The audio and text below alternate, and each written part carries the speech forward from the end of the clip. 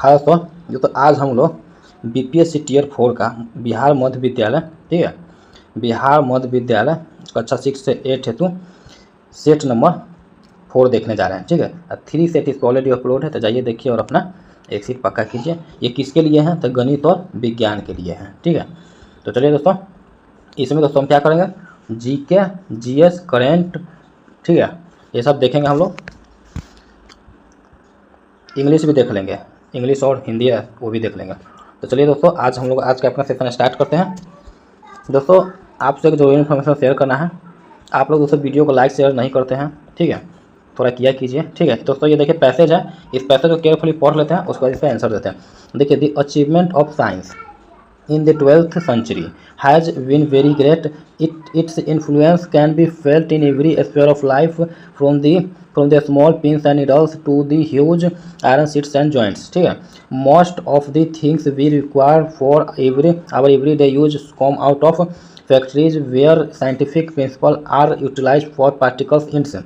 Science has been embellished man to bring forces of nature under control and to use them for his own advantage. ठीक है, उसके बाद देखिए यहाँ पे, it has brought to distance part of the world close together. Our knowledge of the universe has been much widened on account of the untiring effort of the astronomer like James and Eddington. Remarkable cures of human disease have been possible owing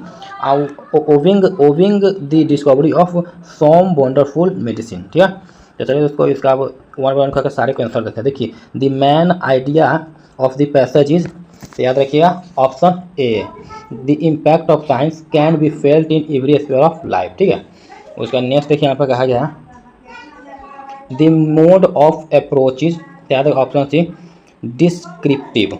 ठीक है, उसका next देखिए यहाँ पे कहा गया, what has enabled man to harness the force of nature to the advantage of mankind?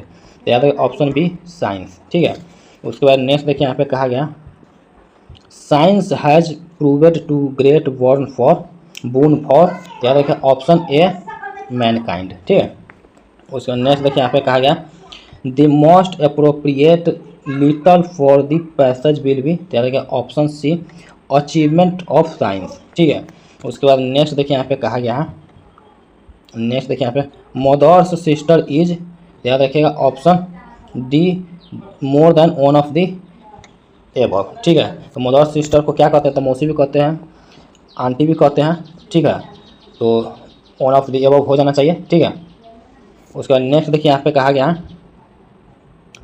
Which of the following is not a part of drawing room, तो याद रखिएगा option D, more than one of the above.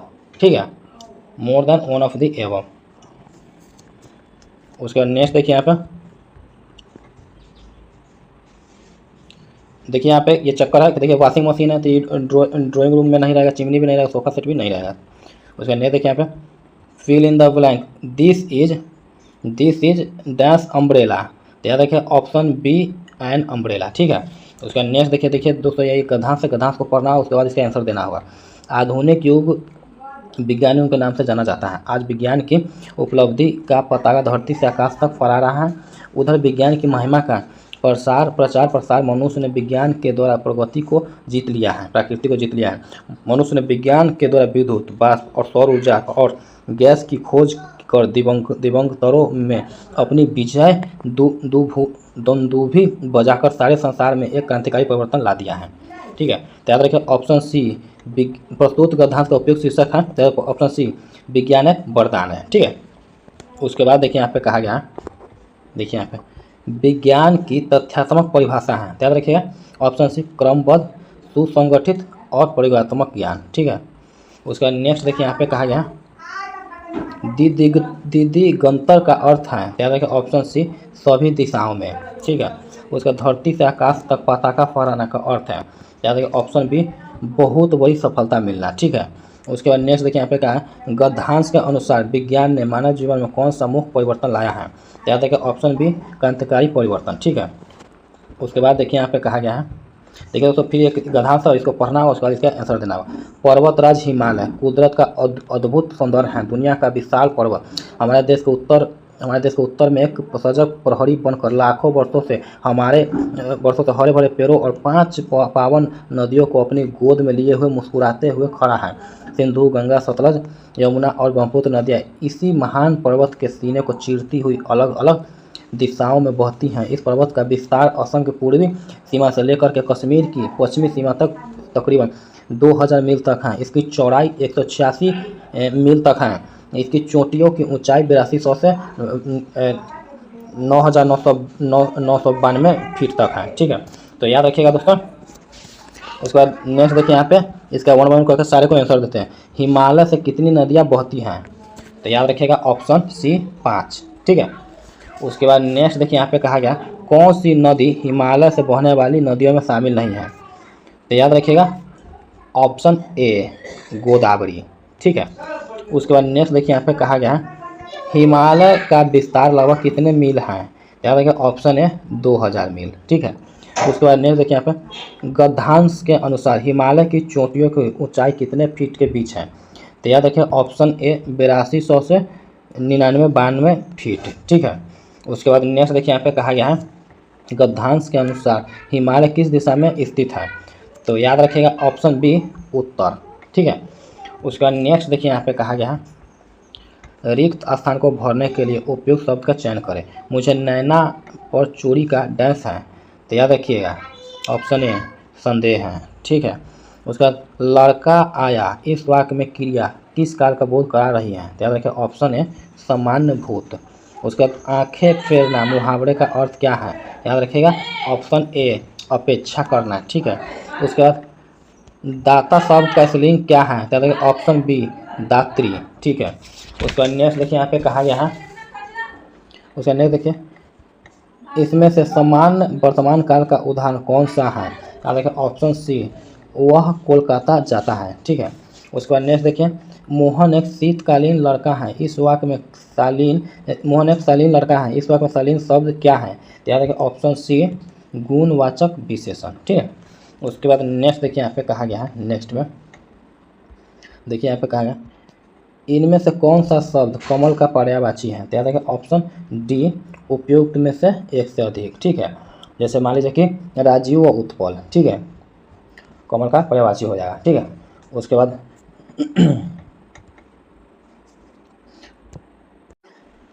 Next देखिए, यहाँ पे कहा गया है निम्नलिखित में किस वाक्य में भाववाच्य है? ध्यान रखिए ऑप्शन ए सर्दियों में रोज नहाया नहीं जाता। ठीक है, उसके बाद नेक्स्ट देखिए, यहाँ पे कहा गया हम ताजमहल देखने जाएंगे इस वाक्य में हम सर्वनाम का कौन सा प्रकार है? ध्यान रखिए ऑप्शन सी पुरुषवाचक। ठीक है, उसके बाद नेक्स्ट देखिए, यहाँ पे कहा गया व्यष्टि का विलोम शब्द है। ध्यान रखिएगा ऑप्शन बी समष्टि। ठीक है, उसके बाद नेक्स्ट निम्नलिखित में कौन सा शब्द वायु का पर्यायवाची है? ध्यान रखिए ऑप्शन सी अनिल। ठीक है, उसके बाद नेक्स्ट देखिए, यहाँ पे कहा गया जिस समास में पूर्व पद विशेषण उत्तर पद विशेष हो वह किस प्रकार का समास कहलाता है? ध्यान रखिए ऑप्शन सी कर्मधारय समास। ठीक है, उसके बाद नेक्स्ट देखिए, यहाँ पे कहा गया जनरल स्टडीज से है दोस्तों। देखिए माइक्रोवेव ओवन के कार्य करने में क्या शामिल होता है? ध्यान रखिएगा ऑप्शन ए पदार्थ द्वारा सूक्ष्म तरंगों का अवशोषण। ठीक है, उसके बाद नेक्स्ट देखिए, यहाँ पे कहा गया है निम्न में से कौन सा -OH क्रियात्मक समूह वाला यौगिक है? ध्यान रखिएगा ऑप्शन ए 1,2 एथेन डाइऑल। ठीक है, उसके बाद नेक्स्ट देखिए, यहाँ पे कहा गया है हमारी भोजन संबंधी आदतों में होने वाला इनमें से कौन सा परिवर्तन हमारे पर्यावरण को सर्वाधिक प्रभावित करेगा?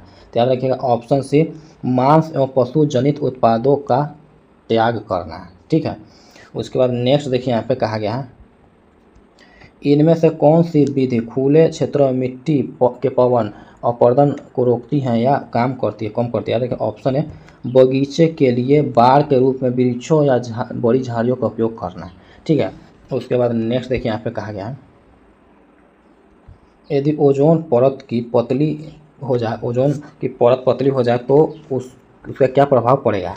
याद रखिए ऑप्शन बी त्वचा के कैंसर के मामले बढ़ेंगे। ठीक है, उसके बाद नेक्स्ट देखिए, यहाँ पे कहा गया है यदि दर्पण से परावर्तन के बाद बनने वाला प्रतिबिंब आभासी और अत्यधिक छोटा है तो वस्तु की स्थिति और दर्पण का प्रकार क्या है?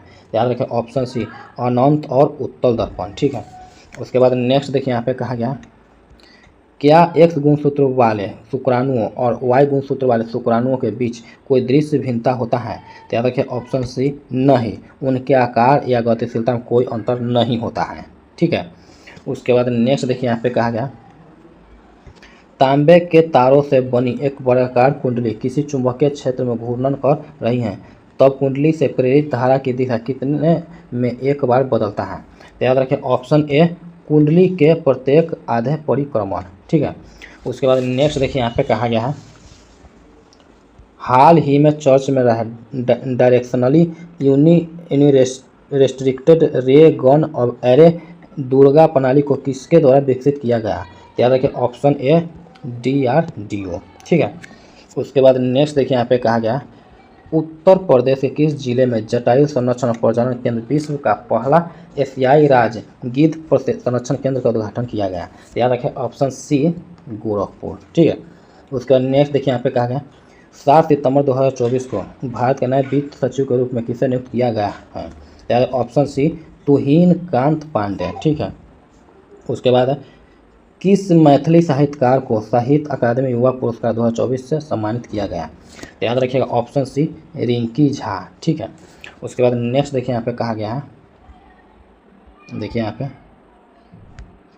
पेरिस ओलंपिक के समापन समारोह के दौरान भारतीय ध्वज ले जाने के लिए किसे चुना गया है? तो याद रखिए ऑप्शन बी तीरंदाज हरविंदर सिंह और धावक प्रीति पाल। ठीक है, उसके बाद नेक्स्ट देखिए यहाँ पे कहा गया 2024 US ओपन में महिला एकल का खिताब किस खिलाड़ी ने जीता है? तो ऑप्शन बी आर्याना सबालेंका। ठीक है, उसके बाद नेक्स्ट देखिए यहाँ पे कहा गया प्रस्तावित अंतर्राष्ट्रीय उत्तर दक्षिण परिवहन गलियारा INSTC निम्न में से किस देश से होकर नहीं गुजरेगी? तो याद ऑप्शन सी उज्बेकिस्तान। ठीक है, उसके बाद नेक्स्ट देखिए यहाँ पे कहा गया इमैनुअल मैक्रों ने फ्रांस के नए प्रधानमंत्री के रूप में किसे नियुक्त किया? Option B Michel Bernier. ठीक है, उसके बाद नेक्स्ट देखिए यहाँ पे कहा गया भारत छोड़ो आंदोलन के दौरान किस नेता ने सरकार द्वारा की गई जातियों को शेर जैसी हिंसा कहा था? Option B Mahatma Gandhi. ठीक है, उसके बाद नेक्स्ट देखिए यहाँ पे कहा गया है 1867 में बॉम्बे मुंबई में आत्माराम पांडुरंग द्वारा स्थापित डैश धार्मिक और समाज सुधार का एक आंदोलन था? तो याद रखिए ऑप्शन ए प्रार्थना समाज। ठीक है, उसके बाद नेक्स्ट देखिए गांधी जी ने छुआछूत के उन्मूलन और दलित वर्गों के उत्थान के लिए डैश में हरिजन सेवक संघ की स्थापना की थी? तो याद रखिए ऑप्शन सी 1932। ठीक है, और उसके बाद नेक्स्ट देखिए यहाँ पे कहा गया पुरानी दिल्ली में लाल किले पर प्रधानमंत्री भारतीय राष्ट्रीय ध्वज को किस राष्ट्रीय त्यौहार पर फहराते हैं? तो याद रखिए ऑप्शन सी स्वतंत्रता दिवस। ठीक है, उसके बाद नेक्स्ट देखिए यहाँ पे कहा गया जवाहरलाल नेहरू ने निम्नलिखित में से किस अधिनियम को दास्ता का एक नया घोषणा पत्र a new charter of slavery के रूप में वर्गीकृत किया था? तो याद रखिए ऑप्शन ई उपयुक्त में से कोई नहीं। ठीक है, उसके बाद नेक्स्ट देखिए यहाँ पे कहा गया है नेक्स्ट में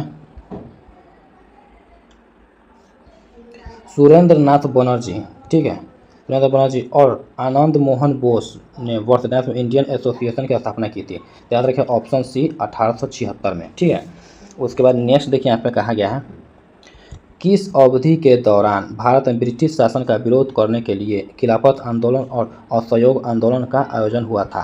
तो याद रखिए ऑप्शन ए 1919 से 22। ठीक है, उसके बाद नेक्स्ट देखिए यहाँ पे कहा गया है भारत छोड़ो आंदोलन के दौरान इनमें से कौन हजारीबाग जेल से फरार हुए? तो याद रखिए ऑप्शन बी जयप्रकाश नारायण। ठीक है, उसके बाद नेक्स्ट देखिए उड़ीसा के कोरापुट रायगढ़ कालाहांडी बलांगीर जिले किस खनिज के खनन के लिए प्रसिद्ध है? तो याद रखिएगा ऑप्शन सी बॉक्साइट। ठीक है, उसके बाद नेक्स्ट देखिए यहाँ पे कहा गया रेड सैंडर्स नामक स्थानिक वृक्ष प्रजाति इनमें से किस भारतीय भौतिक विभाजन का तक सीमित है? तो याद रखिएगा ऑप्शन बी पूर्वी घाट। ठीक है, उसके बाद नेक्स्ट देखिए यहाँ पे कहा गया पैंथालासा शब्द इनमें से किससे संबंधित है? तो याद रखिए ऑप्शन है महासागर। ठीक है, उसके बाद नेक्स्ट देखिए यहाँ पे कहा गया है महेंद्रगिरी की पहाड़ियाँ किस राज्य में स्थित है? तो याद रखिएगा ऑप्शन सी उड़ीसा। ठीक है। उसके बाद नेक्स्ट देखिए यहाँ पे कहा गया डोलड्रम भूमध्य रेखा के इर्द गिर्द डैश दाब वाला क्षेत्र है जहाँ चलने वाली हवाएं शांत होती है। तो याद रखिएगा ऑप्शन सी निम्न। ठीक है। उसके बाद नेक्स्ट देखिए यहाँ पे कहा गया है निम्नलिखित में से किस राज्य में आप काल वैसाखी का अनुभव करेंगे? तो याद रखिएगा ऑप्शन सी पश्चिम बंगाल। ठीक है। उसके बाद नेक्स्ट देखिए यहाँ पे कहा गया है, ठीक है, अक्षांश के समानांतर निम्नलिखित में से कौन सी रेखा उनके स्थान के स्थान सुलेमित नहीं है? तो याद रखिएगा ऑप्शन सी मकर रेखा पूर्वी गोलार्ध। ठीक है। उसके बाद नेक्स्ट देखिए यहाँ पे कहा गया है, बिहार के किस कृषि जलवायु क्षेत्र में सबसे अधिक जिले हैं? तो याद रखिए ऑप्शन बी उत्तर पश्चिम। ठीक है। उसके बाद देखिए दोस्तों यहाँ से मैथ स्टार्ट हो गया, तो मैथ को हम लोग छोड़ देंगे। ठीक है। मैथ को हम लोग छोड़ करके उसके बाद दोस्तों कोई मसला नहीं है, कोई चक्कर नहीं, मैथ को छोड़ देंगे। ठीक है। उसके बाद मैथ को छोड़ करके साइंस पर आ जाएंगे। ठीक है। मैथ को छोड़ करके साइंस पर आ जाएंगे। देखिए यहाँ पे यदि कोई गैस बॉयल के नियम का पालन करे तो उसके लिए पी भी इक्वल पी के बीच ग्राफ होगा। तो याद रखिएगा ऑप्शन सी पी के अक्ष के समानांतर सरल रेखा। ठीक है। उसके बाद नेक्स्ट देखिए यहाँ पे कहा गया है आपको n एक समान तारें दी गई हैं, प्रत्येक तार का प्रतिरोध R है। जब इन्हें समांतर क्रम में जोड़ा जाता है तो तुल प्रतिरोध X आता है, तब इन्हें श्रेणी क्रम में जोड़ा जाएगा तो तुल प्रतिरोध आएगा। तो याद रखिएगा ऑप्शन बी n²x। ठीक है। उसके बाद नेक्स्ट देखिए यहाँ पे कहा गया है एक प्रकाश किरण निर्वात से अपवर्तनांक n के माध्यम से जाती है, अपवर्तन कोण आपतन कोण का आधा है, आपतन कोण है। तो याद रखिएगा ऑप्शन बी 2 cos -1 n/2। ठीक है। उसका नेक्स्ट देखिए यहाँ पे कहा गया है एक तुल्यकालिक रिले उपग्रह टीवी सिग्नल को परावर्तित करता है तथा संसार के एक कोने से दूसरे कोने तक टीवी कार्यक्रमों में संचार करता है क्योंकि इसका याद रखिएगा ऑप्शन सी परिक्रमण काल पृथ्वी के अपनी अक्ष के परितप घूर्णन काल के बराबर होता है। ठीक है। उसके बाद नेक्स्ट देखिए यहाँ पे कहा गया है, देखिए यहाँ पे निम्न में से कौन सा कथन अशुद्ध है? तो याद रखिएगा ऑप्शन ए किसी बर्तन में भरे द्रव का दाब सभी बिंदुओं पर समान रहता है। ठीक है, समान रहता है। उसके बाद नेक्स्ट देखिए यहाँ पे कहा गया है एक समान विद्युत क्षेत्र या चुंबकीय क्षेत्र एक ही दिशा में कार्य कर रहे हैं, एक इलेक्ट्रॉन को इस दिशा में प्रक्षेपित किया जाता है तब याद रखिए ऑप्शन सी इलेक्ट्रॉन का वेग घट जाएगा। ठीक है। उसके बाद नेक्स्ट देखिए यहाँ पे कहा गया एक प्रकाश किरण सघन माध्यम से विरल माध्यम में प्रवेश करते इसका विरल माध्यम में वेग इसके सघन माध्यम में वेग से दुगुना है, पूर्ण आंतरिक परावर्तन के लिए आपतन कोण होना चाहिए। तो याद रखिए ऑप्शन बी 30 डिग्री से बड़ा। ठीक है। उसके बाद नेक्स्ट देखिए यहाँ पे कहा गया है रेडॉक्स अभिक्रिया 2Hg² plus NS² plus A plus B में उत्पाद A और B क्या है? याद रखिएगा ऑप्शन डी उपयुक्त में से एक से अधिक। ठीक है। उसके बाद नेक्स्ट देखिए यहाँ पे कहा गया अर्जेंटाइट से सिल्वर धातु का निष्कर्षण किस विधि द्वारा किया जाता है? याद रखिए ऑप्शन सी संकर लवण बनाकर। ठीक है। उसके बाद नेक्स्ट देखिए यहाँ पे कहा गया है नेक्स्ट देखिए यहाँ पे कहा गया सीमेंट में जिप्सम क्यों मिलाया जाता है? याद रखिएगा ऑप्शन सी सीमेंट के जमने की दर को धीमा करने के लिए। ठीक है। उसके बाद नेक्स्ट देखिए यहाँ पे कहा गया है सही नाभिकीय अभिक्रिया है। याद रखिए option B 11-23 Na + 11H 10-20 Ne + 24He। ठीक है, ऑप्शन बी। ठीक है। उसका नेक्स्ट देखिए यहाँ पे कहा गया है एक कार्बनिक यौगिक में CH और N और Cl हैं। यौगिक को सोडियम धातु के साथ संगलित करने पर कौन सा पदार्थ बनते हैं? तो याद रखिए ऑप्शन सी NaCl + NaCN + NaCl। ठीक है। उसके बाद नेक्स्ट देखिए यहाँ पे कहा गया है नेक्स्ट देखिए CH3 CH2OH Na A CH3I B अभिक्रियाओं के इस क्रम में उत्पाद B है। याद रखिएगा option B CH3 CH2OH CH3। ठीक है। उसके बाद नेक्स्ट देखिए यहाँ पे कहा गया है